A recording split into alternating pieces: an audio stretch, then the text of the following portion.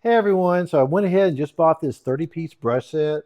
I've always got some type of painting project around the house, and before I start using them, I just wanted to show you what comes with them and just kind of give you my take on the quality of these.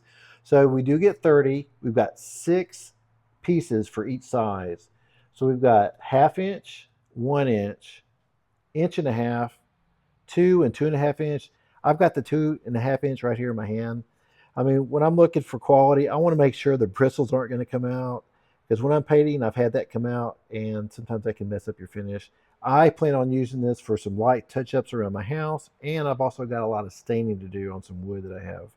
But overall, it looks really nice. Everything seems to be put together really well. I've compared these to some of the others that I've had before from the big box stores, and I'm really good with these. I also do like that it does have a hole right here on all these, so that way you can hang it up to dry when you're using them. Because when you get through with them, just clean them off, and then you can use them again. But overall, I'm real happy with them, and I definitely recommend them.